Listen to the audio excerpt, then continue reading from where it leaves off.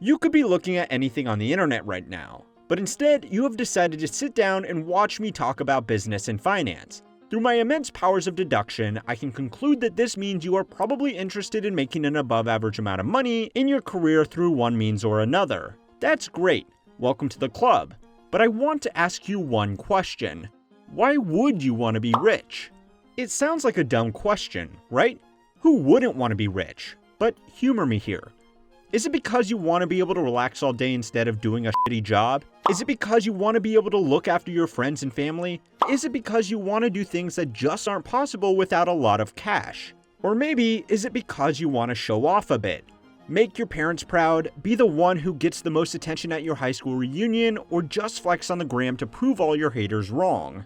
If you are honest enough with yourself and you really think about it, I think most of you can admit that this is partially true, even if you still want to convince yourself that these other benefits are more important.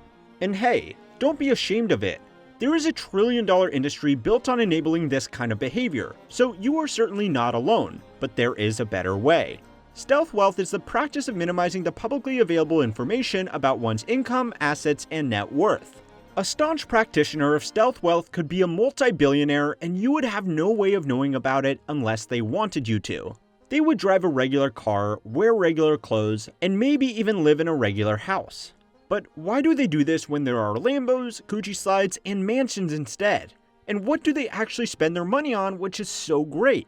Well, regular channel viewers know that I hate dragging out the answers to direct questions just for the sake of watch time. So the answer to the first question is because it makes for the best possible lifestyle in almost every conceivable way.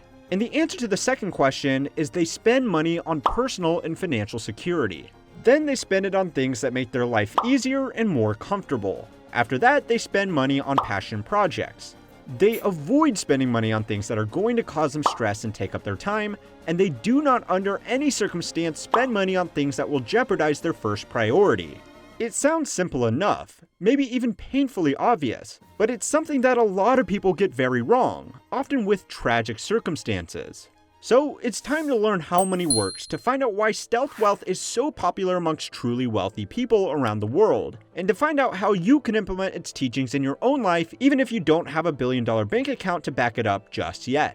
As always, if you enjoy these videos, please consider supporting the channel by becoming a patron or a channel member to unlock a host of cool perks.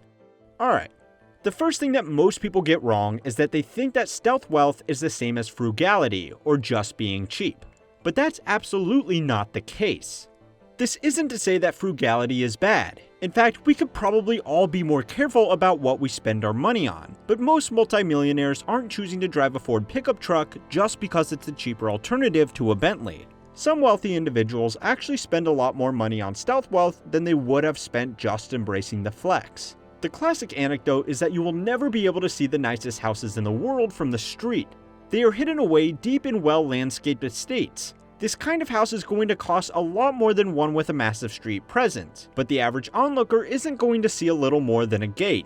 But if you are going to end up paying more to achieve stealth wealth, then what are the advantages over just embracing the flex? Well, let's consider the reasons you wanted to get wealthy in the first place. If you wanted to relax all day, making lots of money might not be the best way for you to do that. If you have lots of cash, you might not need to work a 9-to-5 job, but wealthy people can quickly fall into the trap of buying themselves more jobs. That property portfolio will end up requiring constant attention to manage tenants, maintenance, agents' fees, accounting, HOA requirements, not to mention the process of buying and selling these properties in the first place. I have made an entire video on how to avoid this trap, but even that won't do much good for you if you fall into the trap of accumulating lifestyle clutter. If you think that a wealthy person needs a flashy sports car, you are going to buy one, even if you don't really care about cars. You will then need a second car because that Ferrari is wildly impractical. But that second car can't just be any old car. It will also need to be luxurious so that people don't think your Ferrari got repossessed when they see you rolling around town in a Chevy.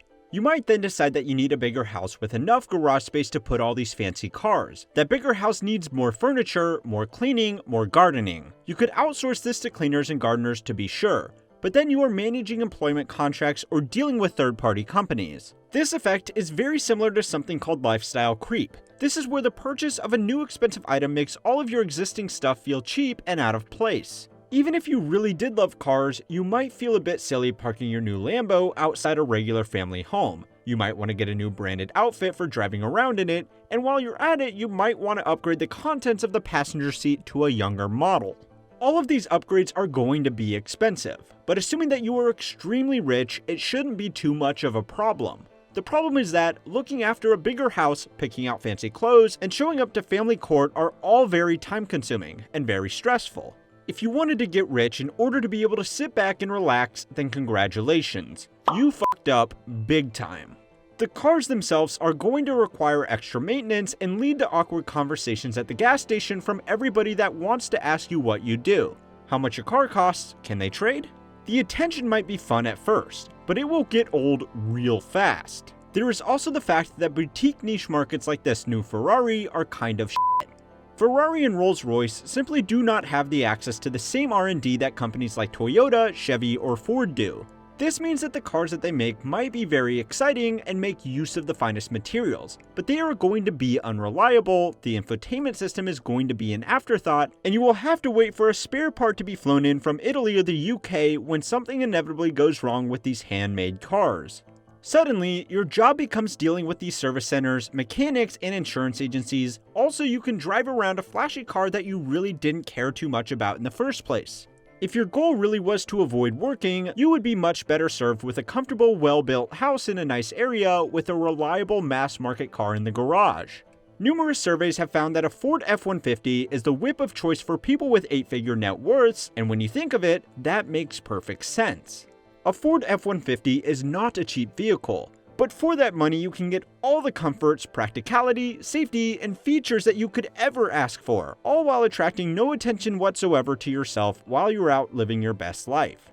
Alright, if you don't care about kicking back and relaxing for the rest of your life, maybe you aren't convinced yet. So let's explore the next reason why you want to be rich: being able to look after your friends and family. For those of you who have young children, I know this is probably right at the top of the list. Well, again, stealth wealth works wonders in achieving this goal. Your undercover money can still be used for providing comfortable housing, the option for a stay-at-home parent, and topping up college tuition funds. That much is obvious. Where stealth wealth becomes uniquely brilliant in this regard is much more to do with what it can shelter your family and friends from. Flashy people living in lavish homes and driving fancy cars are the obvious target of lawsuits from both random strangers and from within their own family. The tale of Jack Whittaker is perhaps the best example of just how important keeping your wealth under wraps really can be.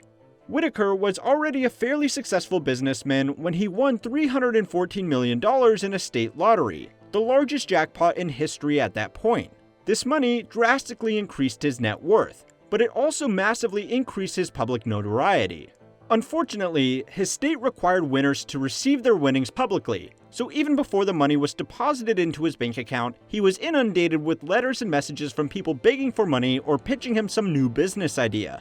This attention was also turned on to his family, who were the victims of their own kidnappings, burglaries, and ransoms.